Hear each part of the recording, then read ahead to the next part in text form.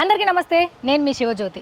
So మస్తు మంది చెప్పినట్టుగానే అంటూ ఉంటారు, కోరుకుంటూ ఉంటారు. చదువుకున్నోళ్ళు రాజకీయాలకు వస్తే ఆ నియోజకవర్గ భవిష్యత్తు బాగుంటుంది, అక్కడున్న యువత భవిష్యత్తు బాగుంటుంది అని. అది ముమ్మాటికి నిజం. ఆ మాట అక్షరాల సత్యమని నిరూపించిండు ఈ అన్న. అదే మాటను నమ్మింది బీఆర్ఎస్ పార్టీ. అందుకోసమే ఇవాళ మనం కరీంనగర్కి వచ్చినాం. సో కరీంనగర్ అనగానే మీ అందరికీ అర్థమై ఉంటుంది, వినోద్ అన్న. ఎస్, వినోద్ అన్న గురించి నేను చెప్పేది ఏముంది, స్టూడెంట్ లీడర్గా ఉన్నాడు, ఉద్యమం అప్పుడు ఎంపీగా ప్రశ్నలు అడిగి ఉద్యమం కోసం ఫైట్ చేసిన నాయకుడు. దాని తర్వాత ఆయన బీఆర్ఎస్ ప్రభుత్వం ద్వారా అధికారంలోకి వచ్చినప్పుడు మన కరీంనగర్కి ఎంత చేయాలో అన్నీ చేసిండు. సో ఇట్లా రకరకాలుగా ఆయన పొజిషన్స్ మారుతూ ఉన్నా కానీ ప్రజలతోనే ఆయన కనెక్షన్ మారలేదు. ఇంకా దగ్గర ఈరోజు కరీంనగర్ డెవలప్మెంట్కి ఆయన one of the main reason అయ్యాడు. సో ఇవాళ కరీంనగర్ ఎంపీ అభ్యర్థి వినోద్ అన్నతోని ఏ డే విత్ లీడర్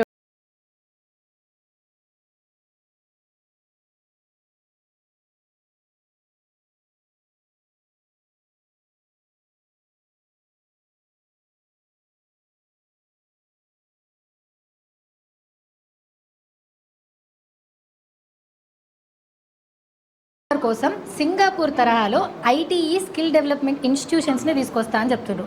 సో 100 కోట్ల భారీ బడ్జెట్తో ఉన్న ప్రాజెక్ట్ అది. మరైతే ఇక్కడున్న యువతకి చాలా హెల్ప్ అవుతుంది, దాని ద్వారా ఉద్యోగాలు పెరుగుతాయి, ఉపాధి పెరుగుతుందని అన్న ఇంత మంచి ప్రోగ్రామ్ని తీసుకున్నాడు అనమాట. అయితే ఇక్కడ కొంతమంది కరీంనగర్కి సంబంధించిన యూత్ ఉన్నారు. సో వాళ్ళకి ఇది హెల్ప్ అవుతుందా, ఇప్పుడు కరీంనగర్లో ఉద్యోగాల పరిస్థితి ఎట్లుంది ఈ అన్న అడిగి తెలుసుకుందాం. చలపారి అందరికీ హాయ్. అమ్మ మంచిగా జోష్లు ఉన్నారు కదా, పొద్దుగాల కూడా. ఎవరు మాట్లాడతావు? నువ్వు మాట్లాడతావు అన్న. నీ పేరు? నా పేరు జశ్వంత్ రెడ్డి. నువ్వే? నా పేరు జశ్వంత్ రెడ్డి మేడం. ఎవరన్నా? మాది ఇక్కడే కరీంనగర్ లోకల్. నేను ఇప్పుడు బీటెక్ థర్డ్ ఇయర్. సో మీరు వినోదన్న ప్రచారం చూస్తున్నారు, వినోదన్న హామీలను చూస్తున్నారు. అవును. మరీ ముఖ్యంగా సో ఇది అంటే మెయిన్ వినోద్ సార్ అంటే గుర్తొచ్చేది ఏంటంటే ఎడ్యుకేషన్ గుర్తొస్తుంది, టెక్నాలజీ, ఐటీ టవర్ గుర్తొస్తుంది, స్కిల్ డెవలప్మెంట్ సెంటర్స్ గుర్తొస్తాయి, మోడల్ స్కూల్స్ గుర్తొస్తాయి. ఇక మిగతా వారి అంటే మత విద్వేషాలు, యూత్ని రెచ్చగొట్టడం అలాంటివి గుర్తొస్తాయి. వినోద్ సార్ అంటే మా యూత్ అందరికి కూడా చాలా ఇన్స్పిరేషన్, మళ్ళీ చాలా ఇంటెలెక్చువల్ పర్సన్, చాలా మంచి వ్యక్తి. సో ఇప్పుడు ఈ సింగపూర్ తరహాలో ఈ ఐటీఐ అనేది మీ కరీంనగర్ ప్రజలకు ఎంతవరకు ఉపయోగపడుతుంది? చాలా ఉపయోగపడుతుంది యూత్కి. ఇప్పుడు మెయిన్గా ఇంజనీరింగ్ చేసే యూత్ కానీ లేకుంటే వేరే ఏ కోర్స్ చదువుకునే యూత్ కానీ చాలా ఉపయోగపడుతుంది. రేపు వాళ్ళు జాబ్స్ సంపాదించాలన్నా లేదంటే దేశ నలుమూలల ఎక్కడైనా స్థిరపడాలంటే మెయిన్ మనకు స్కిల్ డెవలప్మెంట్ సెంటర్ అనేది ఉండాలి, మనం ఒక కోచింగ్ తీసుకోవడానికైనా దేనికైనా. సో ఇది చాలా ఉపయోగపడుతుంది. ఇది మనకు ఓన్లీ సాధ్యమయ్యేది వినోద్ సార్ వల్లనే సాధ్యమవుతుంది, వేరే వాళ్ళతో ఎవరితో సాధ్యం కాదు. చాలా బాగా నడుస్తుంది సార్. యూత్ అందరం కూడా చదువుకున్న వాళ్ళు వినోద్ సార్కి కంపల్సరీ వినోద్ సార్కే ఇస్తారు ఈసారి. అవును. అండ్ ఇంకా ఇక్కడ చాలా ఉన్నాయి అన్న హామీలు. అన్నది ఒక మెయిన్ ఏంటి అంటే అన్న పేరినగానే అది వచ్చేది ఏదన్నా చేస్తే పెద్ద ఎత్తున చేస్తాడు అని చెప్పిందంటే పక్కా చేస్తాడు. అవును. సో మరి ఇంత పెద్ద ప్రాజెక్టు 100 కోట్ల ప్రాజెక్టు తెస్తాడు, చేసి చూపిస్తాడు అనే నమ్మకం ఉంది కంపల్సరీ ఉంది. ఎందుకంటే అతను అంతకుముందు సారు చెయ్యని కూడా చేశాడు, చెప్పని కూడా చేశాడు. అదని చెప్తున్నంటే కంపల్సరీ వచ్చింది అన్నట్టే. సో ఇప్పుడు అన్న గెలిస్తే కరీంనగర్ యూత్ భవిష్యత్ అంతా మారుతుంది, కంపల్సరీ మారుతుంది. అన్న మీ పేరు? నా పేరు శ్రవణ్ పటేల్. నేను కరీంనగర్ లోకల్. సో ఈ ఐటీఐ సింగపూర్ తరహాలో కరీంనగర్కి తీసుకొస్తా అని అన్న మాటిస్తున్నాడు. అవును మేడం. సో మీ దృష్టిలో కరీంనగర్ యువతకి ఎంతవరకు హెల్ప్ అవుతుంది? మేడం ఐటీ అనేది జనరల్గా అన్నిందంటే టెక్నికల్ స్కిల్స్ని స్కిల్ డెవలప్మెంట్ సెంటర్ అనేది ఒకటి కావాలని చెప్పేసి మళ్ళీ మీరు అన్నారు కదా మేడం 100 కోట్ల ప్రాజెక్ట్ అది. 1000 కోట్ల స్మార్ట్ సిటీ తీసుకొచ్చిన వినోదన్న. It's not at all possible. ఎందుకంటే ఒక 3 to 4 lakhs ఉన్న మా జనాభాకి 10 lakhs ఉంటేనే వస్తుంది. 1000 కోట్ల స్మార్ట్ సిటీ పట్టుకొస్తే అందరూ జనరల్గా ఈవెన్ ఆల్ పార్టీస్ అందరు పార్టీస్ కూడా ఏమంటే ఇది అవుతుందా అన్న దాన్ని పట్టుకొచ్చి చూపెట్టిండు వినోదన్న. జనరల్గా ఇప్పుడు ఇక్కడ ప్రజెంట్ ఒక ఎంపీ ఉన్నాడు బండి సంజయ్ అన్న. ఆయన ఏమన్నా అంటే కులం మతం లేకుండా హిందూయిజం అంటారు, మేము కూడా హిందూయిజం. కాకపోతే పర్ఫెక్ట్ హిందూ అంటే అన్న. ఎందుకంటే ఇప్పుడు బండి సంజయ్ 5 years అవుతుంది, అట్లీస్ట్ ఒక్క గుడి కట్టలే. ఆయన కార్పొరేటర్ ఉన్నప్పుడు ఒక అమ్మవారి గుడి కట్టిండంటే, ఆయన ఎంపీ వచ్చినప్పుడు ఒక గుడి కట్టలేదు, అట్లీస్ట్ ఒక బడి కట్టలేదు. బీజేపీ అంటే ఏమంటారు జనరల్గా విద్య వైద్యం అంటారు. అంటే వాజ్పేయి గారు చెప్పిన సిద్ధాంతం అది. ఆ సిద్ధాంతం ఫాలో అయ్యేటోళ్ళు ఎవరు లేరు. మళ్ళీ బండి సంజయ్ పర్సనల్గా డెవలప్ అయ్యాడు, కరీంనగర్ డెవలప్ చేయలేదు. ఇప్పుడు ఆయన ఏమున్న పర్సనల్ ఐఫోన్లు, వాళ్ళ కొడుకు 50,000 అంగి 60,000 చెప్పులు, అది వ్యవస్థ ఆ లెక్కలో డెవలప్ అయ్యాడు బండి సంజయ్ వ్యవస్థది. కాకపోతే వినోదన్న అంటే ఏంటంటే విద్య అన్న వినోదన్న, వైద్యం అన్న వినోదన్ననే. విద్య ఎందుకంటానా అంటే అన్న ట్రిపుల్ ఐటీ కోసం, triple IT Kharagpur, triple IT Delhi, ఇట్లా IIIT కరీంనగర్ ఉండాలని చెప్పేసి IIIT కోసం సెంట్రల్లో కొట్లాడి మాట్లాడి 50 ఎకరాల స్థలం కేటాయించిండు స్టేట్ గవర్నమెంట్ నుంచి. అంటే మాకు తెలుసు. అండ్ మన తెలంగాణ మూవ్మెంట్ అప్పుడు కూడా అన్నయ్య 23 స్టేట్స్లో అన్న పర్సనల్ రిప్రజెంటేషన్ ఉంటుంది. తెలంగాణ తెచ్చిందల్లా కేసీఆర్ గారు ఏదైతే ఉన్నారో అందరూ ఎవరైనా ఇంటెలెక్చువల్స్ మేధావులు ఎవరైతే ఉంటారో back bone of the Telangana movement అంటారు వినోద్. ఎందుకంటే మేము స్టడీ చేసినప్పుడు మేము SI ప్రిపేర్ అయినప్పుడు చదివినాం. అప్పుడు ఆయన అంటే 23 స్టేట్లలో ఆయన పర్సనల్ యాజ్ MP అంటే పార్టీ అధికార పార్టీ ప్రతిపక్షం party separate record 100% identity that's Vinod అన్న. ఇంకొకటి గుడిలు అంటారని చెప్పేసి అంటే TTD తిరుమల తిరుపతి దేవస్థానం పట్టుకొచ్చింది వినోద్ అన్ననే. మళ్ళా గంగుల కమలాకర్ ఉన్నాడు TRS. బ్రహ్మాండమైన బ్రహ్మోత్సవాలు చేసేది కూడా TRS. ఎగ్జాక్ట్లీ మరి సంజయ్ అని అయితే ఒక గుడి కట్టలేదు అట్లీస్ట్ ఒక బడి కట్టలేదు. మళ్ళీ నవోదయాలు ఒక 10 ఉన్నాయి. అన్న ఏం చేసిందంటే 33 జిల్లాలలో 33 నవోదయాలు కావాలని చెప్పేసి ఆయన 2017లో పార్లమెంట్లో మాట్లాడిన ఆయన పర్సన్. ఇప్పటి వరకు బండి సంజయ్ అన్న ఒక్క వీడియో మాట్లాడినా ఒక్కటి అడగండి. మళ్ళీ ఇంకొకటి జనరల్గా ఈడీలు CBI ర్యాంకులు ఆడిలు ఎత్తారు కదా, నిజమైన బండి సంజయ్ అయితే నిజంగా ఏం తప్పు చేయలేదు అనుకుంటే మొన్న ఒక వీడియో ఉన్నది, నేను ఎక్కడన్నా చేస్తా ఏ గుళ్ళని కొడతా అని చెప్పేసి అన్నాడు అన్న. ఆయన నిజంగా ఏం కరప్షన్ చేయలేదని చెప్పేసి అంటే మేము కూడా ఒకటి ఎత్తాం. ఈవెన్ ఇప్పుడు వినోదన్న సపోర్టర్స్ కూడా ఆయన ఒక్కసారి ఒక ఈడీ CBI అంటారు కదా, ఆయన మీద ఎంక్వైరీ చేసుకున్నాక కరీంనగర్ ప్రజల్ని ఓట్లాడమనండి. అంతే అక్క నేను చెప్పేది. అర్హత కోల్పోయాడు. ఎందుకంటే దేశం ధర్మం అని చెప్పి ద్రోహం చేయొద్దు. ఏ పార్టీలో ద్రోహం చేసినా పర్లేదు, కానీ బీజేపీ అంటే బీజేపీ RSS సిద్ధాంతాలు మంచిగా ఉంటాయి జనరల్గా విన్నాం చాలామంది. కానీ దేశం ధర్మం పేరుతోని ఇటువంటి కరప్షన్ చేయడం, అంత కరప్షన్ చేసింది కాబట్టి ఆయన బండి సంజయ్ ఆయన ఆల్మోస్ట్ స్టేట్ లెవెల్ సీఎం అని తీసేసారు. బీజేపీ స్టేట్ చీఫ్ తీసేసారు. ఇప్పుడు ఏమన్నా అంటే ఖచ్చితంగా వినోదన్న అయితే మా ఎక్స్పెక్టేషన్ అయితే ఒక 2 లక్షల అబో మెజారిటీతో గెలుస్తాడు. జస్ట్ చదువుకున్న వాళ్ళు ఎవరైనా డెవలప్మెంట్ కావాలన్నారు, ఇంటెలెక్చువల్స్. మళ్ళీ TRS ఇప్పుడు కాంగ్రెస్ అంటేనే ఇప్పుడు జనరల్ ఊర్లలో నీళ్లు లేవు, రైతులకు ఎండిపోయినాయి. ఇప్పుడు రేవంత్ రెడ్డి గారు ఏం చేశారు, కేసీఆర్ గారిని బ్లేమ్ చేయడానికి ప్రాజెక్ట్స్ అన్నీ ఆపారు. ఇప్పుడున్న పరిస్థితుల్లో ఏంటంటే 10 ఏళ్ళల్లో ఎట్లుండే తెలంగాణ ఇప్పుడు ఎట్లయింది అనేది ఎంత వరస్ట్గా అయిపోయింది. ఇప్పుడు ఎవరు కూడా ఇప్పుడు కాంగ్రెస్ గురించి మాట్లాడేది లేదు. మా కరీంనగర్లో ఏమైనా ఉన్నాయంటే వినోద్ అన్నకును కొంచెం సంజయ్ అన్నకు. కాకపోతే ఒక 2 lakhs మెజారిటీతో మేము గెలుస్తున్నాం. విద్య అంటే వినోద్ అన్న, వైద్యం అంటే వినోద్ అన్న. అంతే అంతే. గత ఎంపీ బండి సంజయ్ గారు, సో వారి వల్ల కరీంనగర్ యూత్ కి జరిగిన ఏదన్నా ఒక అంశం చెప్పమండి. ఒక 200-300 కేసులు అయినా వెళ్తుంది తిరిగిన పిల్లలకు. ఒక 15 సంవత్సరాల నుంచి ఆయనతో తిరిగిన వాళ్ళు ఉన్నారు. ఆయన కోసం ఇప్పుడు ఫ్లెక్సీల కోసం దీనికోసం నాకు తెలిసిన పర్సనల్ పిల్లలు, పర్సనల్ తమ్ముళ్ళు, పర్సనల్ అన్నలు చాలామంది ఉన్నారు. తిరిగి అట్లీస్ట్ ఎవరంటే ఎవరికి ఏం అవసరం ఆయన లిఫ్ట్ చేయడు, అట్లీస్ట్ ఆయన PA కూడా ఫోన్ లిఫ్ట్ చేయడు. ఈవెన్ హాస్పిటల్స్ టైంలో కూడా అటువంటి పర్సన్ బండి సంజయ్తో అయింది ఏమన్నా అంటే యూత్కి కేసులు అయినాయి అంతే. అంతకంటే మించింది ఏం లేదు కరీంనగర్లో. బండి సంజయ్ గారు మన ఎమ్మెల్యే ఎలక్షన్లలో ఓడిపోయారు. గల్లీ కాబట్టి ఓడిపోయినా ఢిల్లీ నాదే అని అంటున్నారు, మీరేమంటారు? ఆయనకు మేడం ఈ MP ఎమ్మెల్యే పోటీ చేయడం అనేది పునరావాస కేంద్రం లెక్క తయారైంది. ఆయన ఏం లేదు, ఇప్పుడు ఎమ్మెల్యే ఓడిపోయింది కాబట్టి ఇక్కడ సానుభూతి పొంది ఇక్కడ MP పోటీ చేస్తుండు. అంతకుముందు ఎమ్మెల్యే 2 సార్లు ఓడిపోయింది అని చెప్పి ఏడిచి అడ్డం పడి MP గెలిచిండు. ఆయన సానుభూతితోని ఓట్లు అడిగి ఆయన గెలిచి ఆయన వ్యక్తిగతం కోసమే. ప్రజలు కూడా ఇక్కడ చాలామంది ఇప్పుడు గ్రామాలలో కూడా అర్థం చేసి, మేము గ్రామీణ ప్రాంతం నుంచి ఉంటాం కాబట్టి గ్రామీణ ప్రాంతాలలో ప్రజలందరికీ కూడా అర్థమైపోయింది. ఆయన MP ఓడిపోతే ఎమ్మెల్యే పోటీ చేస్తాడు, ఎమ్మెల్యే ఓడిపోతే MP పోటీ చేసి ఓట్లు పొంది గెలిచిన తర్వాత తన స్వార్థం కోసం మాట్లాడతాడు. ఇలా చాలామంది ఆ రోజు యువకులను కూడా చాలామందికి మరి మాట్లాడారు, మీరు నా ఎంబడి ఉండండి, మీ అందరినీ కూడా కాపాడుకుంటా అని చెప్పిండు. కానీ ఇలా చాలామంది యువకులకు ఆయనకు కనెక్టివిటీ లేదు. ఇలా ఏ ఒక్క యువకుడు కూడా లాస్ట్ టైం మనం స్మార్ట్ ఫోన్లు కానీ ఈ ఫోన్లలో చూస్తే ఎవరు చూసినా ఎలక్షన్ మూమెంట్లు అంతా బండి సంజయ్ స్టేటస్లో వీడియోలు పెడతారు. ఇలా ఏ ఒక్క యువకుడు కూడా ఆయనతో సంబంధాలు తెగిపోయినాయి. 100% రియలైజ్ అయ్యారు మేడం. ఆయన ఈ ఎలక్షన్లలో ఏంది డబ్బు నమ్ముకొని రాజకీయం చేయాలని చూస్తుండే. ఎందుకంటే తను MP గెలిచిన తర్వాత రాష్ట్ర అధ్యక్షుడు తప్పు మేడం. ఇవాళ పోటీ చేస్తున్నటువంటి అందరికంటే ఎక్కువ ఖర్చు ఆయనే పెడుతుండు. ఎందుకంటే ఆయనకు ప్రజలలో బలం లేదు. ఎందుకంటే ఇంకొకటి ఏంటంటే ఇంతకుముందు బ్రదర్ చెప్పినట్టు కరప్షన్ బాగా చేసారు. కరప్షన్ చేసి ఏం చేసారు, అందుకే ఆయనను BJP అధ్యక్షుడి నుంచి తొలగించారు. మళ్ళీ ఇంకొకటి మేడం, ఇప్పుడు గ్రామీణ ప్రాంతాలలో ఎట్లుందంటే ఇలా కరువు వచ్చి రైతులు ఇలా ఆత్మహత్యలు చేసుకునే పరిస్థితి ఉన్నది. ఇలా పొలాలు ఎండిపోతున్నాయి. ఇలా వడ్లకు మరి కాంగ్రెస్ ప్రభుత్వం మరి హామీలు ఇచ్చింది. ఇలా ఒక్క హామీ గురించి కూడా ఆయన మాట్లాడతాడు. ఏమన్నా అంటే ఒకటే చెప్తాడు, రాముణ్ణి మొక్కుదాం, BJPని గెలిపిద్దాం అంటాడు. ఇలా ప్రజలందరూ ఇలా BJP పుట్టక ముందు నుంచి కూడా రాముణ్ణి అందరు మొక్కుతారు. మీ ఇంట్లో మొక్కుతారు, మా ఇంట్లో మొక్కుతారు. ఇలా ఇంకా గ్రామీణ ప్రాంతాలలో చాలామంది రోజు దేవునికి దీపం ముట్టి అని బయటకు వెళ్ళారు. ఇవాళ కాదు, బండి సంజయ్ ఎంపీ కాకముందు బీజేపీ ఉట్టకముందు నుంచి కూడా అది ఉన్నది. కానీ ఇవాళ వీళ్ళు మతాన్ని మరి దేవుని వాళ్ళు ఓటేయించుకొని వాళ్ళ స్వార్థం కోసం వాడుకుంటారు తప్ప దేశానికి చేసింది ఏంది? ఇలా గ్రామాలల్లో కొంతమందితో చర్చ జరిగితే బండి సంజయ్ చేసిన పని ఒక్కటి చెప్పంటే వాడు అసలు ఏం చెప్పలేని పరిస్థితి ఉన్నది. నార్మల్ ఇప్పుడు పోయి మేడం మీరు ఈరోజు మొత్తం తిరగండి, నేను ఇవాళ ఒక్కరు కూడా బండి సంజయ్ కరీంనగర్కు ఇది చేసిండని చెప్తే ఇక దేనికంటే దానికి సిద్ధం మేము. ఎందుకంటే ఇలా వినోద్ కుమార్ గారిని లాస్ట్ టైం మేము ఓడగొట్టుకున్నాం.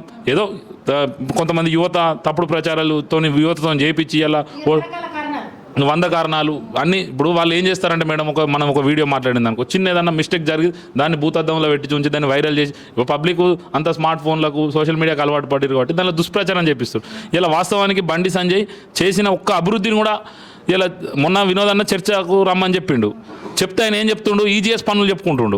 ఈజీఎస్ ద్వారా నేను డెవలప్మెంట్ చేసిన అని చెప్తుండు. ఈజీఎస్ ఏంటిది మేడం? ఇలా 2006 ప్రాంతం నుంచి కూడా ఈజీఎస్ పథకం ఉంది. ఈజీఎస్ పేమెంట్లు ఏంటంటే ఇలా పనికి ఆహార పథకం, అంటే ఉపాధి కూలీలు ఏంటంటే రోజు పని చేస్తే వాళ్ళకు 250 రూపాయలు 270 రూపాయలు వాళ్ళకు వీళ్ళు పని చేసినందుకు వేతనం వస్తుంది. ఆ వేతనం కూడా ఈయన అకౌంట్లో వేసుకుంటుండు. ఇలా ఇంకోటి ఏం చెప్తుండు, ఆయన చెప్పుకోవడానికి ఏం చేయలేక రేషన్ బియ్యం గురించి చెప్తుండు. రేషన్ బియ్యం మన ముత్తాతలు అప్పటి నుండి వస్తున్నాయి, కొత్తగా ఏం లేదు. మళ్ళీ గుడ్లు చెప్తారు. గుడ్లు గర్భిణీ స్త్రీలకు ఇప్పుడు కాదు మేడం, చాలా మన అమ్మమ్మలు కూడా తిన్నారు. ఇట్లా ఆయన చెప్పింది చేసింది ఏం లేక ఇవన్నీ అన్ని వాడుకుంటా ఇప్పుడు కూడా మళ్ళీ రాముని పేరు చెప్తుండ్రు. రాముని అందరం మొక్తాం మేడం. మన ఇందల్లో ఇప్పుడు ఫోటోలు వంచిండు. ఇప్పుడు ఈ ప్రచారం కూడా ఇప్పుడు గ్రామీణ ప్రాంతాలలో ఈ ఫోటో తీసి మేము ఎడబెట్టుకోవాలా, అటు ఏదో రాముని బొమ్మది కూడా పక్కకు పెట్టేస్తుండు. ఆయనను మొక్కలేరు కదా. జనరల్గా ఇప్పుడు మీరు చెప్పిన ఈ అంశాలన్నీ కరీంనగర్ ప్రజల మనసులోంచి వచ్చినాయేనా? మీరు కాకుండా జనరల్గా ఇప్పుడు 18 సంవత్సరాల దాటి నుంచి 60 ఏళ్ళ దాకా ఇదంతా గమనిస్తున్నారంటారా? 100% ఇప్పుడు మీరు ఒకసారి మేడం మీరు మొత్తం అందరు పబ్లిక్ ఒపీనియన్ చెప్పండి. మేము చెప్పింది ఏదైనా అబద్ధం ఉంటే మేము దేనికైనా సిద్ధం. ఎందుకంటే ప్రజలలో ఆ వ్యతిరేకత ఉన్నది. ఇలా ఒక్కరోజు కూడా బండి సంజయ్ కనీసం ఆయన ఎంపీ గెలిచిన తర్వాత ఎప్పుడు యాత్రలు పేరుతోని వసూళ్ళు తప్ప ఆయన ఏం చేసుకున్నాడో మనకు తెలియదు. కానీ కరీంనగర్ ప్రజల్లో మాత్రం ఆయనకి ఇప్పటికి మేడం ఒకటి చిన్న, ఇప్పుడు ఆయన ఒక ఎంపీ, కనీసం ఒక ఊరు పేరు కూడా తెలియదు ఆయనకు కరీంనగర్లో. అన్న నమస్తే, ఎట్లున్నారు? బాగా ఏమంటారు పాపం అన్న నిన్ననే కేసీఆర్ సార్తో యాత్ర చేసి తెల్లని దాకా కష్టపడి మళ్ళీ పొద్దున ఇగో ఇట్లా స్టూడెంట్స్ అందరు కలిసి మేము మాట్లాడతామంటే మళ్ళీ టైం ఇచ్చి కూర్చున్నారు. ఎట్లా అనిపిస్తుంది అన్న, ఎట్లా నడుస్తుంది ప్రచారం?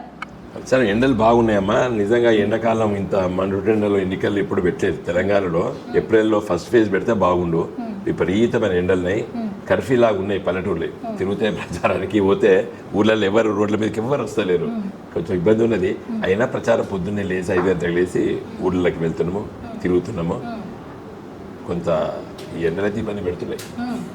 సో వినోదన్న పేరు అనగానే విద్య, అట్లనే డెవలప్మెంట్, అట్లనే టెక్నాలజీ, చదువుకున్నోడు, మంచోడు, తెలివి ఉన్నోడు, ఇట్లా రకరకాలు వినిపిస్తాయి. అండ్ ఇవాళ కరీంనగర్ యూత్కి మీ మీద ఒక పెద్ద నమ్మకం ఉంది. ఎందుకంటే 3 లక్షల మంది జనాభా ఉన్నదానికి స్మార్ట్ సిటీని తీసుకొచ్చారు. జనరల్గా 10 లక్షలు ఉంటేనే అది పాసిబుల్. అట్లాంటిది మీరు నేను తెస్తా అని చెప్పారు, తెచ్చి చూపించారు. ఇప్పుడు అదే నమ్మకం కొద్దీ మీరు ఈ సింగపూర్ తరహాలో ఐటీ తీసుకొస్తా, స్కిల్ డెవలప్మెంట్ సెంటర్ తీసుకొస్తా అంటే కూడా అన్న మాకేదో మంచి చేయబోతున్నాడు అని వీళ్ళందరూ చాలా హోప్స్తో వచ్చారు. మీరేం చెప్తారు దాని గురించి? మీరు చాలా స్పష్టంగా మంచి ప్రశ్న అడిగినారు. ఇప్పుడు ఇది వరకు తీసుకొచ్చిన వాటి గురించి కరీంనగర్ పార్లమెంట్ నియోజకవర్గ ప్రజలందరూ కూడా చాలా స్పష్టత ఉంది. మీరు చెప్పినట్టు మీరు కూడా చాలా మందిని కలిసినట్టు. మేము మీ కరీంనగర్ కలోత్సవాలకు వచ్చినాం, మీ కేబుల్ బ్రిడ్జ్ ఓపెనింగ్కి వచ్చినాం, ఇవన్నీ మేము కళ్ళమ్మ కూడా చూసుకుంటూ వచ్చినాం అన్న. మేము హైదరాబాద్లో ఉన్నా సరే. అదే ఎందుకంటే మీరు చూడండి, కరీంనగర్ నగరానికి 1000 కోట్ల రూపాయలతో స్మార్ట్ సిటీ ఇవ్వాలి. కరీంనగర్లో రోడ్లు కానివ్వండి, సుందరంగా నగరం తీర్చిదిద్దడం కానీ, పెద్ద పెద్ద డ్రైన్స్ మూర్ల మీద మంచి స్లాబ్స్ చేయడం కానీ, అంటే దోమలు లేకుండా ఉండేటువంటి నగరంగా దీన్ని మార్చుతున్నాం. ఆ దశకు ఇంకా చేరుకుంటుంది. ఇంకా 300-400 కోట్ల రూపాయల పనులు అవుతున్నాయి ఇప్పుడు. అది ఒక పని నేను పెద్ద పని చేశానమ్మా. 2014 నుండి 2019 వరకు నేను ఎంపీగా ఉన్నప్పుడు సాధించింది కరీంనగర్ నగర ప్రజలకి నేను స్మార్ట్ సిటీ 1000 కోట్లు పట్టుకొచ్చానమ్మా. తర్వాత కరీంనగర్ నుండి నేరుగా హైదరాబాద్కి రైల్వే లైన్ కావాలని చెప్పి స్వాతంత్రం వచ్చిన కాంచాలి ప్రజల ఆకాంక్ష. దాన్ని నేను పట్టుబట్టి 2016 లోపల నరేంద్ర మోడీ గారితో ఒప్పించి, రైల్వే శాఖ పీయూష్ గోయల్ గారిని ఒప్పించి శంకుస్థాపన చేపించి దాని రైల్వే లైన్ ఇప్పుడు సిద్దిపేట వరకు అయిపోయినాయి. సిద్దిపేట నుండి సిరిసిల్ల వరకు ఈ డిసెంబర్ 24 వరకు అయిపోతుందమ్మా. సిరిసిల్ల నుంచి రైలు నడుస్తుంది డిసెంబర్ 24 నుండి. డిసెంబర్ 25 వరకు కరీంనగర్ వరకు నడుస్తుంది మరి చాలా బ్రహ్మాండంగా, అదొక రెండో పెద్ద పని. తర్వాత కరీంనగర్కి 4 దిక్కుల నుండి 4 రహదారుల జాతీయ రహదారులు అవి కూడా శాంక్షన్ చేయించిన. ఇప్పుడు జగిత్యాల, కరీంనగర్, వరంగల్కు పనులు వేగవంతంగా అవుతున్నాయి. ఎలకతుర్తి, హుస్నాబాద్, సిద్దిపేట అవుతున్నాయి. ఇంకా 2 కావాలి కానీ దురదృష్టవశాత్తు నేను 2019లో ఓడిపోవడం వల్ల ఆ పనులు మొదలు పెట్టలేదు. ఇవి 3 అతి ముఖ్యమైన పనులు. ఐటీ టవర్ అండి, కేబుల్ బ్రిడ్జెస్ కానీ ఇవన్నీ చిన్న చిన్న పనులు చాలా చేశారు. మన శాతవాహన యూనివర్సిటీకి ఆడ ఉన్నటువంటి కొన్ని ఇబ్బందుల్ని అధిగమించడం ఇవన్నీ కూడా చేయడం జరిగింది. మీరు అడిగిన ప్రశ్న యువతరానికి మీరు ఏం చేయబోతున్నారు, మీరు ఇది చూపించారు స్కిల్ డెవలప్మెంట్. ఇది నేను కరీంనగర్ పార్లమెంట్ సభ్యుడిగా ఉన్నప్పుడు ఢిల్లీలో అన్ని రాజకీయ పార్టీల ఒక డెలిగేషను మేము సింగపూరు, మలేషియా, ఇండోనేషియా ఈ 3 దేశాలని పర్యటించాం. నఖ్వీ గారు, కేంద్ర మంత్రి గారు, వారి నాయకత్వంలో తిరిగినప్పుడు నాకు సింగపూర్లో ఇన్స్టిట్యూట్ ఆఫ్ టెక్నికల్ ఎడ్యుకేషన్ అనేటువంటి ఒక స్కిల్ డెవలప్మెంట్ సెంటర్ని మేము చూడడం జరిగింది. నాకు చాలా దాన్ని చూసిన తర్వాత ఇలాంటి ఇన్స్టిట్యూట్ మన తెలంగాణలో కావాలని చెప్పి నేను ఆలోచన చేసి వాళ్ళతో మాట్లాడి మరి కేంద్ర ప్రభుత్వం దగ్గర అనుమతుల కోసం ప్రయత్నం చేశాను. మళ్ళీ నేను 2019లో ఓడిపోవడం వల్ల నేను దాని గురించి వెళ్ళి చేయలేకపోయాను. కానీ తెలంగాణ రాష్ట్ర ప్రణాళిక సంఘ ఉపాధ్యక్షుడు ఉన్న సందర్భంలో మన హైదరాబాద్లో ఉన్నటువంటి హైయర్ ఎడ్యుకేషన్ కౌన్సిల్ సభ్యులు పాపిరెడ్డి గారు, తర్వాత లింబాద్రి గారు, వెంకటరమణ గారు ఉండే. అప్పుడు దాంట్లో ఒక టీం వెళ్ళి చూసి వచ్చింది, పంపించాను నేనే. నేను కూడా పోయేది ఉండే కానీ నేను పోలేదు. తర్వాత ఇంకొక యూనివర్సిటీ ఉంటుంది సింగపూర్, అది కూడా నేను ఆ professor Venkataramana higher education council సభ్యుడు మేము కలిసిపోయి చూసి వచ్చాం. నానా రకాల ఉద్యోగ అవకాశాల కోసము ఈ ఇన్స్టిట్యూట్ నేను తెలంగాణకు తీసుకురావాలని ప్రయత్నం చేశాను. ఇప్పుడు నేను కరీంనగర్ ఓటర్ మహాశివ ఏం చేస్తానంటే ఈ ఇన్స్టిట్యూట్ని కరీంనగర్ నగరంలో పెట్టడానికి ప్రయత్నం చేస్తే ఈ చుట్టుపక్కల జిల్లా వాళ్ళు, ముఖ్యంగా కరీంనగర్ పార్లమెంట్ నియోజకవర్గ ప్రజలకి ఈ యువతరం, ఈ పిల్లలు ఎవరైతే ఉన్నారో వీళ్ళకు ఉపపడాలని నా ఆలోచన. నాకు ఏమి ఇంట్రెస్ట్ ఉందంటే ప్రతి 3 నెలలకి ప్రతి అసెంబ్లీ నియోజకవర్గ హెడ్ క్వార్టర్స్ హుస్నాబాదు, హుజురాబాదు, మానకొండూరు, కరీంనగర్, చొప్పదండి, వేములవాడ, సిరిసిల్లలో ప్రతి 3 నెలలకు జాబ్ మేళాస్ పెట్టిస్తారు. ప్రైవేట్ రంగంలో అందరి నుంచి జాబ్ మేళాస్ పెట్టిస్తారు. ఆడ ఉద్యోగ అవకాశాలు స్కిల్లింగ్ ఉన్నోని రిక్రూట్మెంట్ చేసుకుంటారు. వాళ్ళందరినీ తీసుకురావడానికి కొంత ప్రయత్నం చేయాలి. నేను ఎంపీ గెలిచిన తర్వాత తప్పనిసరిగా జాబ్ మేళాస్ ప్రతి అసెంబ్లీ నియోజకవర్గ హెడ్ క్వార్టర్స్లో ప్రతి 3 నెలలకు, వాళ్ళకి వీలు కాకపోతే 6 నెలలకు కంపల్సరిగా ఆ ప్రయత్నం చేస్తాను.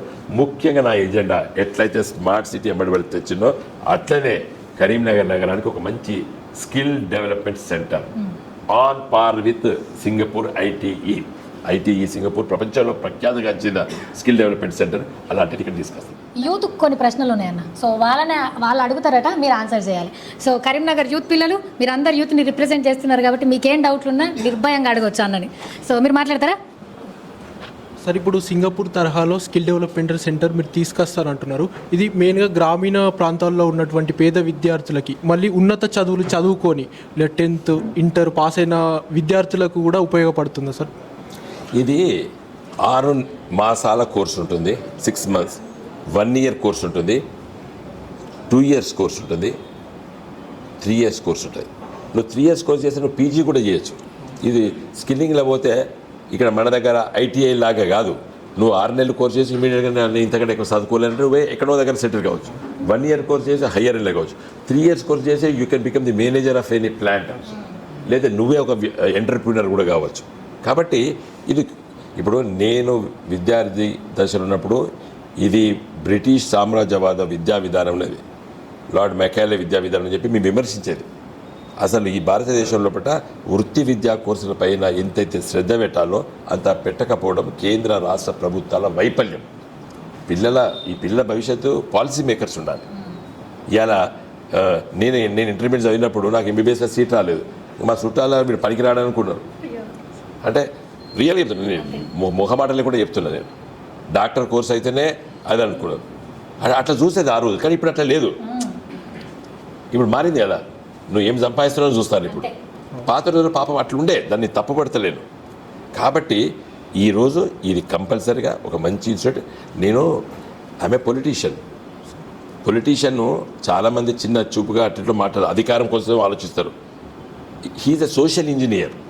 ఎట్లయితే ఒక రోడ్డు వేయడానికి, ఒక బ్రిడ్జ్ కట్టడానికి ఒక మంచి ఇంజనీర్ ఎట్లా అవసరమో, ఒక రోగాన్ని నిర్ధారించి ఒక మంచి డాక్టర్ ఎట్లా అవసరమో, ఒక సమాజానికి మంచి కళలు సృష్టించాలంటే ఒక కళాకారుడు ఎట్లా అవసరమో, మరి సందేశాలు మంచిగా ఇచ్చి చెప్పాలంటే, మరి వ్యాఖ్యానం మంచిగా చేయాలంటే ఇలాంటి యాంకర్స్ సమాజానికి అవసరం.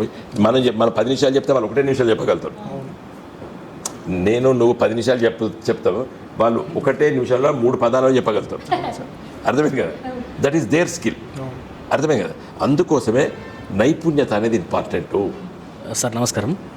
ఇప్పుడు మీరు విద్యార్థి నాయకుడిగా, కమ్యూనిస్టు వాదిగా, అంబేద్కర్ వాదిగా అంచెలంచెలుగా ఎదిగినారు. మీ యొక్క లైఫ్ స్టైల్ నిజంగా కూడా యూత్కు స్ఫూర్తిదాయకం. మీరు హనుమకొండ ఎంపీగా ఉన్నప్పుడు చాలా ప్రతిపాదనలతో డెవలప్ చేసినారు. కరీంనగర్ ఎంపీగా కూడా గెలిచిన తర్వాత చాలా చేసినారు. మీరు కరీంనగర్ ఎంపీగా గెలిచినప్పుడు రాష్ట్ర ప్రభుత్వం టీఆర్ఎస్ పార్టీ మీకు అనుకూలమైనటువంటి రాష్ట్ర ప్రభుత్వం ఉండే. ఇప్పుడు రాష్ట్రంలో ప్రభుత్వం లేదు, కేంద్రంలో కూడా మనం భాగస్వామ్యం ఉంటామో లేనో తెలియని పరిస్థితుల్లో రాష్ట్రానికి అనుకూలంగా ఉండి రాష్ట్ర ప్రభుత్వంలో తెలంగాణ ఉద్యమంలో కీలకంగా కొట్లాడినటువంటి వ్యక్తిగా మీరు ఉన్నారు కాబట్టి కరీంనగర్ అదృష్టంగా మేము భావించినాం, అభివృద్ధి చేయగలిగినారు.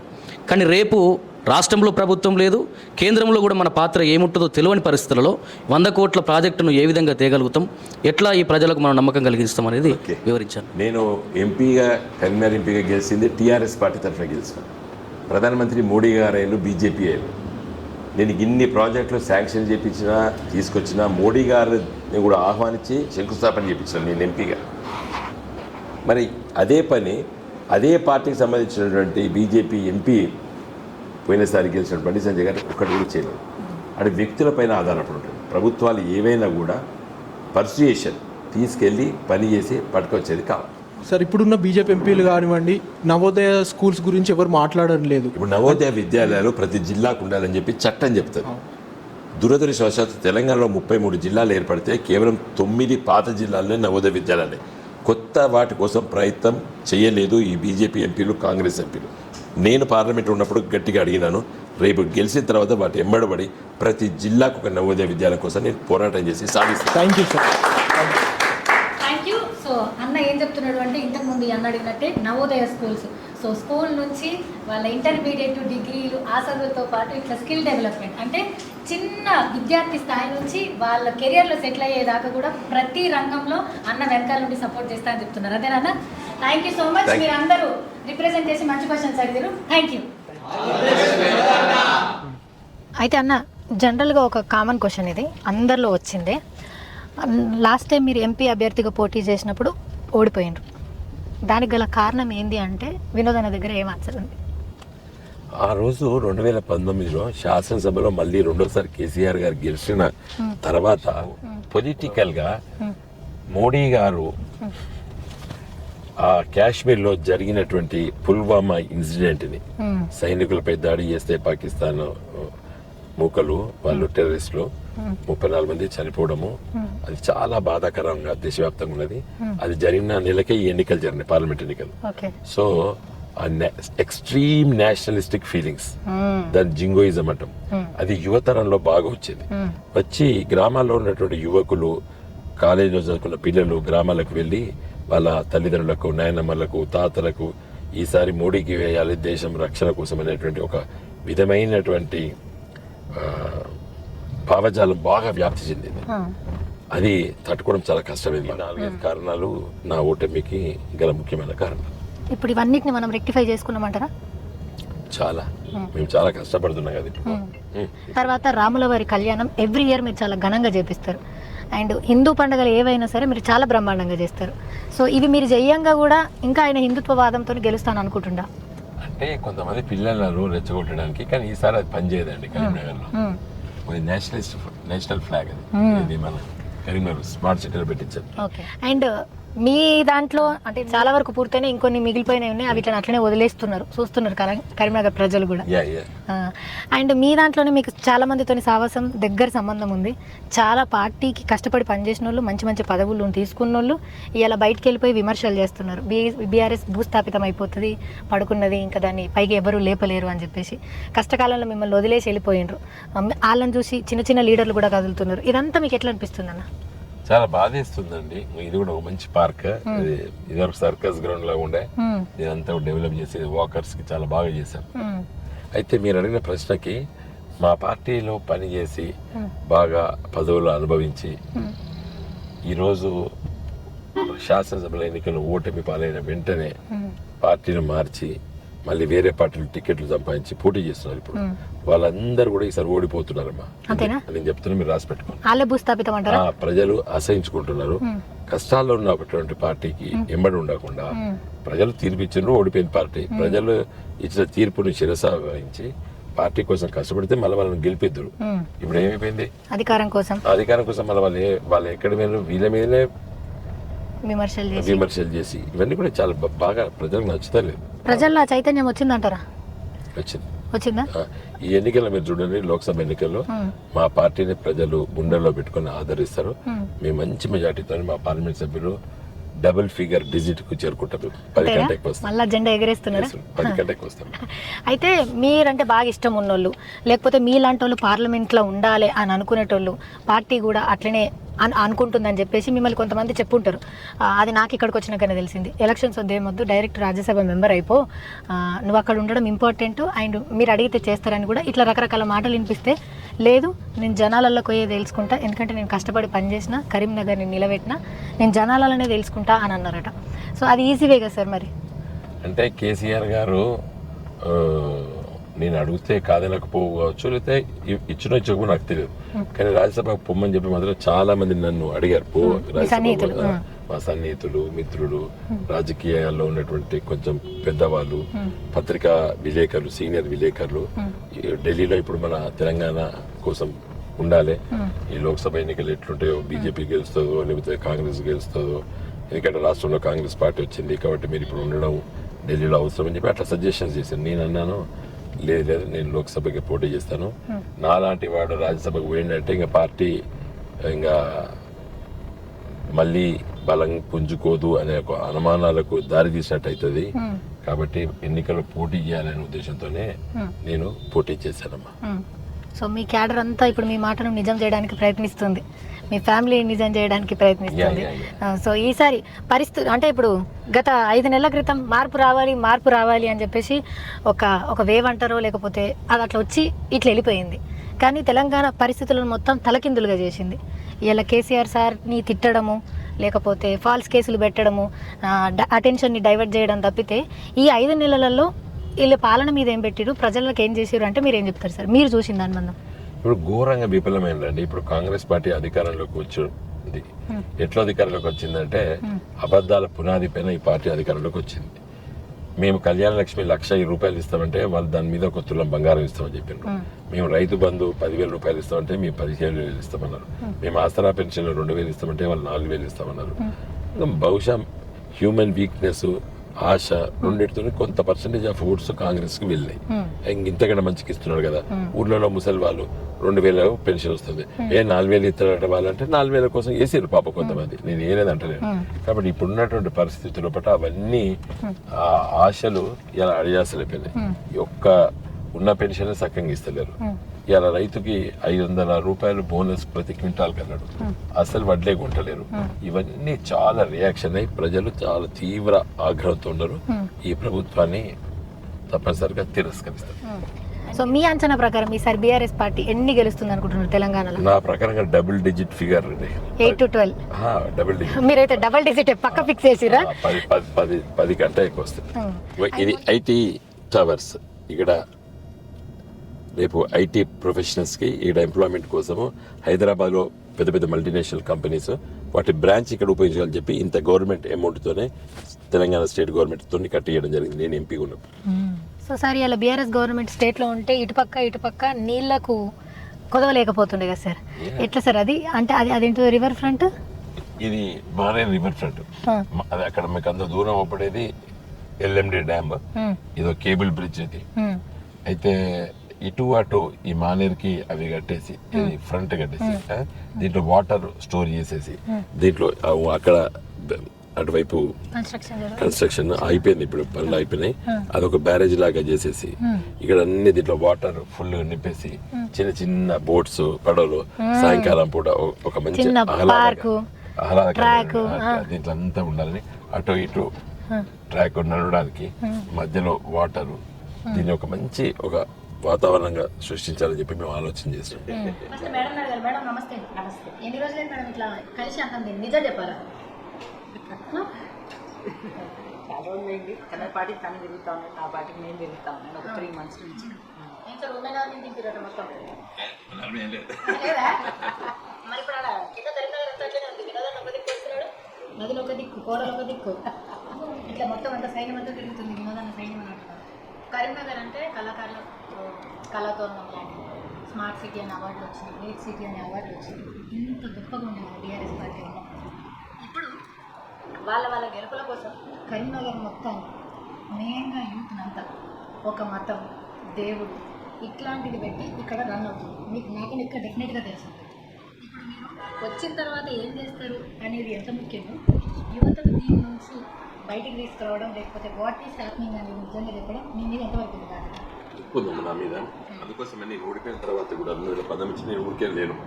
నేను ఫ్రీక్వెంట్గా కరీంనగర్లో ఉంటూ చాలామందిని, పిల్లల్ని, వాళ్ళని, వీళ్ళని కొంచెం శాస్త్రీయ దృక్పథం వైపు వచ్చేటట్టు, తర్వాత వాళ్ళని ఒక విశ్వాసము, నమ్మకము, అభివృద్ధి, పని చేసుకుంటే బతకగలుగుతాం అనేటువంటిది ఇవన్నీ కూడా చేశాను. ఇంకా బాగా చేయాలి, ప్రాక్టీస్ ఇంకా చేయాలి.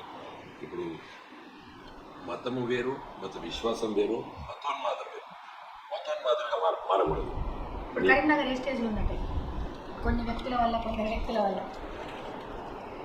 కొంతమంది, అందరి కాకుండా కొంత యువత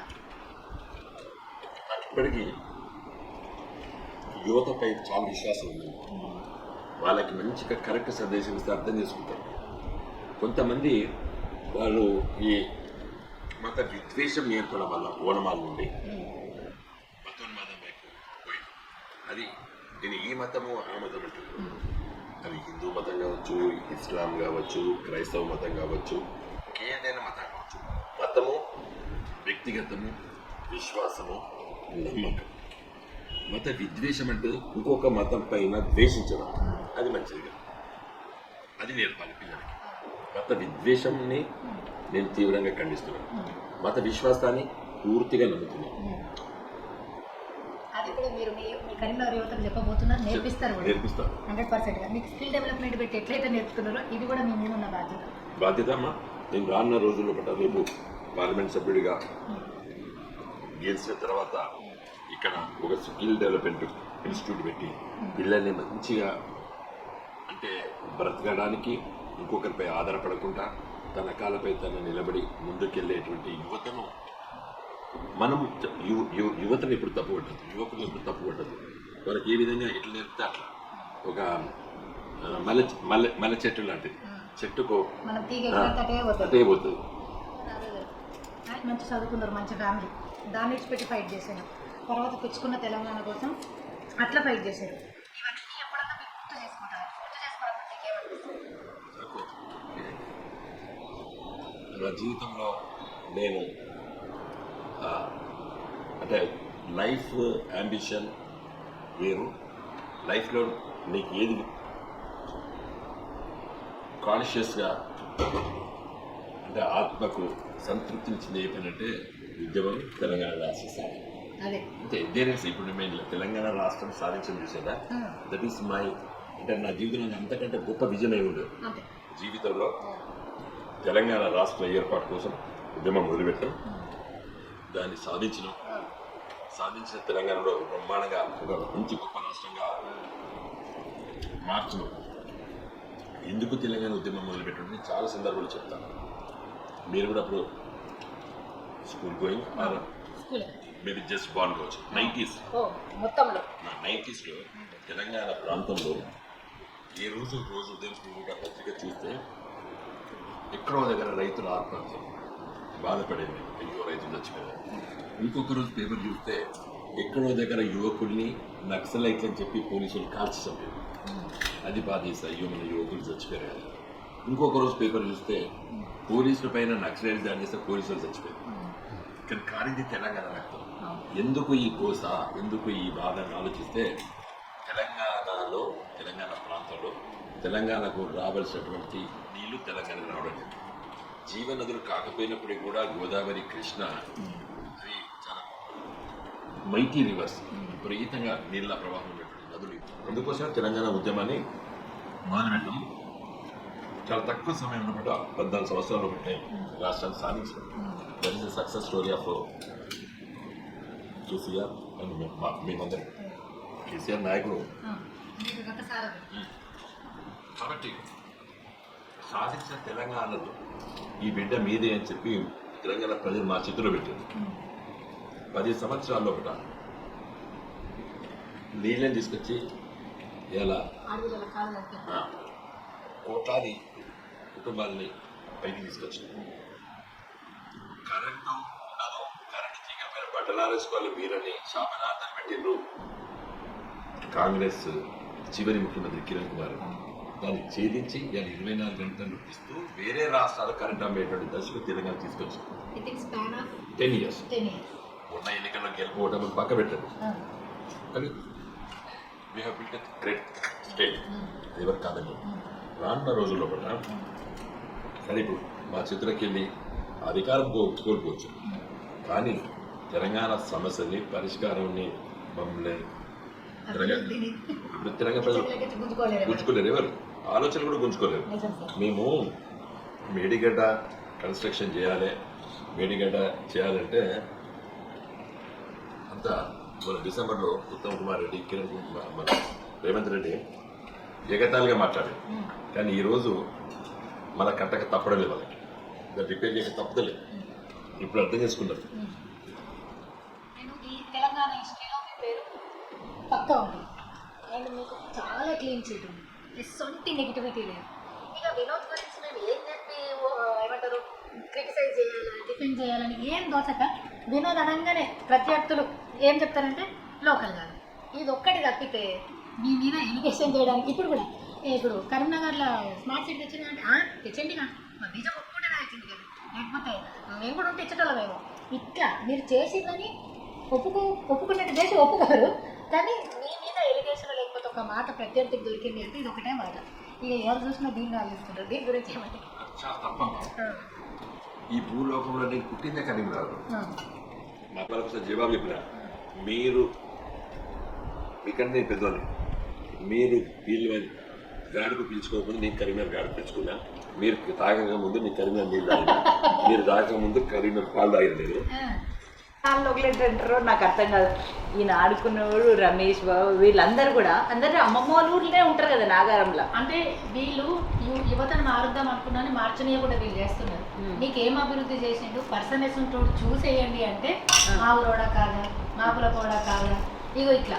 ఇది కూడా ఇంకా స్టిల్ నెక్స్ట్ జనరేషన్కి ఇలా మాటలు మనం ఏది నేర్పిస్తే అదే నేర్చుకుంటారు కదా.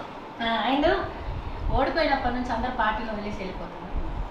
నేను మనం ఒక వీడియో చూసాను, మీ జెండా ఇట్లా ఒరుగుతుంటే ఈ జెండా ఎట్లా తయారు చేయాలి, ఏ కలర్ చేయాలి అన్నప్పటి నుంచి నేనున్నా, ఇది నన్ను ఎట్లా ఇడిచి పెడుతుంది, నేను దాన్ని ఎట్లా ఇడిచి పెడతా ఇట్లా ఎమోషనల్గా అనిపించింది నాకు. అట్లా ఇడిచిపెట్టకుండా 5 నెలలలో 55,000 కిలోమీటర్లు తిరిగిందట కరీంనగర్ మొత్తం. మీకు ఎప్పుడైనా అసలు మీ ఇంటికి ఇప్పుడు మీళ్ళే ఇక సార్ మనీలో మర్చిపోయిండేమో, ఇంటికి ఎప్పుడన్నా వచ్చిండా, కలిసిండా, ఏం జరిగిందో చెప్పిండా? ఆయన వదిలిపెట్టింది కాబట్టి మేము కూడా అదే దారిన పట్టినాము. ఇంకా సార్ షెడ్యూల్ అంతా అలవాటు చేసేసుకున్నారు. మీరు చెప్తున్న ఇన్స్పిరేషన్ తీసుకోకుండా మిమ్మల్ని కరెక్ట్ టైంలో కొంతమంది కార్పొరేటర్లు వదిలేసి వెళ్ళిపోతారు. బాధ అనిపించింది సార్. చాలా బాధ అనిపించింది. వాళ్ళు స్మార్ట్ సిటీ పనులు చేయించుకున్నారు, పేరు ప్రతిష్టలు వచ్చిన వాళ్ళకి. కేవలం ఒక ఎన్నికలు వచ్చేసరికి ఈ పార్టీ గెలుస్తారు, ఆ పార్టీ గెలుస్తారు, అధికారం కోల్పోయింది. ఇప్పుడు కాంగ్రెస్ పార్టీ అధికారంలోకి వచ్చింది అని ఎవరో మంత్రి ఫోన్ చేస్తే వెళ్ళిపోవడం. వాళ్ళతో పాటు నేను ఒక 3-4 వార్డ్స్ కార్పొరేటర్లతో తిరిగిన వాళ్ళే నాకు చెప్పారు, వినోదం చేయబట్టి మేము రేపు కార్పొరేటర్ ఎన్నికలకు ముఖం తీసుకుని ఇది వచ్చింది, లేకపోతే ఓపెన్ డ్రైనేజ్ ఉన్నది, మా ఇంటి ముందట అంతా మట్టి రోడ్ ఉండే, అట్లా పిచ్చి పిచ్చిగా ఉండే ఈ ఓపెన్ డ్రైనేజ్ ఉండే. అబ్బా వినోదన్న మా మొహం తెలియదు తెచ్చిండు, అసలు రేపు ఎలక్షన్కి ఎట్లా పోతుంటే మేము ఇది తెచ్చిండు కాబట్టి మేము ఇది చేసినాం చూడు దాని కోట అని అడగొచ్చు అని అన్నోళ్ళు. అట్లా పోయేసరికి నేను ఈ ప్రొఫెషన్ కాదు కదండి, నాకు చాలా విచిత్రమైంది, నేను చాలా కన్ఫ్యూజ్ అయిపోయాను. అంటే మరి ఏంటి మనుషులు ఎలా ఉండాలి, ఎలా ఉంటే నమ్మాలి అనేది అర్థం కాలేదు. అందుకొకే రాజకీయం అంటే అదొక నాకు చాలా భయం అనిపించింది. ఎందుకంటే నిన్న నాతో తిరిగిన మనుషులు, నిన్న నాతో కూర్చొని భోజనం చేసిన మనుషులు రేపొద్దున వేరేగా మారితే ఇంకా మనిషి ఎవరిని నమ్మాలి అని బాగా అనిపిస్తుంది సార్. అవునమ్మా, ఇప్పుడు వాళ్ళకు అర్థం కాదు. అదంతా కరీంనగర్ యువతకి ముఖ్యంగా సాయంకాలం పూట కూడా పోయి అక్కడ ఒక ఆహ్లాదకరమైనటువంటి వాతావరణం మనిషికి హైదరాబాద్ ఉన్న వాళ్ళే ఎంజాయ్ చేస్తారు, హైదరాబాద్ ఉన్న వాళ్ళే ఈ ఫెసిలిటీస్ ఉంటాయి పనులని చెప్పేసి. మోస్ట్ అన్ఫార్చునేట్ ఏంటంటే పనులన్నీ ఎక్కడ అయిపోయినాయి. తర్వాత కేబుల్ బ్రిడ్జ్లో ఉన్నటువంటి లైటింగ్ సిస్టమ్ మొత్తం కూడా కొలాప్స్ బాధాకర వస్తుంది. అప్పుడు అక్కడ పోయి ఈ ఫోటో షూట్స్, పెళ్లికి బ్రైడ్ షూట్స్ రోజు సాయంకాలం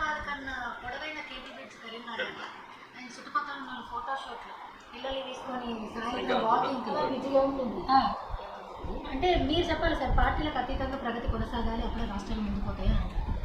మీరు చేసింది మేము ఎందుకు కంటిన్యూ చేయాలన్న తిక్క కొద్దాస్తున్నట్టు అనిపిస్తుంది. తిక్క ఒకటి, తర్వాత దాని పట్ల అవగాహన లేదు. నాకు సార్ మీరు చదువుకున్నారు కాబట్టి ఒక బేసిక్ క్వశ్చన్ సార్. చిన్న జాబ్ చేసినా సరే దానికి సంబంధించిన వ్యక్తిని తీసుకొచ్చి ఇట్లా అని చెప్తే ఆయన తెల్లారిసరికి ఆ జాబ్ కంటిన్యూ చేస్తుంది. అట్లా మీరు 10 సంవత్సరాలు సెట్ చేసి పెట్టారు, వాటర్ అయినా కరెంట్ అయినా ఏదైనా సరే. అప్పుడు మాట్లాడి కేసీఆర్ కట్ చేసినట్టుగా ఇబ్బంది అవుతుంది, కట్ చేసినట్లు ఇబ్బంది అవుతుంది అని మీరు ఇంత చేసి పెట్టింది స్పాన్ ఆఫ్ 5 monthsలో ఎట్లా అయిపోయింది? అవగాహన లేకపోవడమా, తెలిసినా చేయకపోవడమా, వాళ్ళని మేము ఎందుకు కంటిన్యూ చేయలేకపోవడం? ఇప్పుడు అవగాహన లేకపోవడం. ఇప్పుడు వాళ్ళు ఏమి ఎలక్ట్రిసిటీ ఏంటంటే జస్ట్ ఇదివరకు ఎట్లున్న గవర్నమెంట్ ఎట్లా నడుపుకుంటే అయిపోయింది అంతే. దానికి పెద్ద వాళ్ళకి మొత్తం మెదడు పెట్టి ఆలోచన చేయలేదు. ఇప్పుడు సక్సెస్ ఉంది కదా. ఇప్పుడు రాజశేఖర రెడ్డి గారు ఆరోగ్యశ్రీ తీసుకొచ్చారు, కేసీఆర్ గారు దాన్ని డిస్టర్బ్ చేయలేదు, పేరు కూడా చేంజ్ చేయలేదు, అదే ఆరోగ్యశ్రీ కంటిన్యూ అవ్వాలి. ఎందుకంటే సక్సెస్ స్టోరీ. ఆరోగ్యశ్రీ అసెంబ్లీలో చెప్పాడు, ఆరోగ్యశ్రీ చాలా గొప్ప పథకం డాక్టర్ రాజశేఖర రెడ్డి తీసుకొచ్చాడు, దాన్ని కంటిన్యూ చేస్తున్నా, పేరు కూడా చేంజ్ చేయలేదు మనం. అంతే కదా పాప, ఆయన చేసినప్పుడు ఒక మంచి పని మనం ఎవరు చేయడానికి అదే కంటిన్యూగా ఉంది. ఇప్పుడు కేసీఆర్ ఆరోగ్యశ్రీ పేరు మీదే ఉన్నది. అదే వీళ్ళు రైతు బంధు అని మేము పెడితే దాన్ని రైతు భరోసా అని పెడతా ఉన్నారు. బంధు లేదు, ఇప్పుడు భరోసా లేదు, అది కూడా లేదు. సో ఎన్నికల సందర్భంగా సార్కి ఏం చెప్పబోతున్నారు? అట్లనే కరీంనగర్ ప్రజలకు కూడా మీరేం చెప్పబోతున్నారు? బెస్ట్ ఆఫ్ లక్ అని చెప్పకపోతున్నాను. తర్వాత కరీంనగర్ ఓటర్ మహాశయులకు కూడా నేను ఏం చెప్పాలంటే, ఇప్పుడు 2014 నుంచి 2019 వరకు గెలిచినప్పుడు ఆయన ఎన్ని తీసుకొచ్చినాడో మీకు తెలుసు. 2019 నుంచి 24 వరకు రాంది కూడా మీకు తెలుసు. అదే మీరు ఆలోచించండి, మీ ఎలాంటి మనిషి ఓటేస్తారు? అభివృద్ధి చేసే నాయకుడికి ఓటేస్తారా? మరి ఎలా ఓటేస్తారు? ఏ కారణంగా మీరు చూసుకొని ఓటు అనేది వేసేటప్పుడు అది మన తలరాతను 5 ఏళ్ళు మారుస్తుంది. కాబట్టి మీరందరికీ పేరు పేరున నాకు నమస్కారం. మీరంతా ఆలోచించి దయచేసి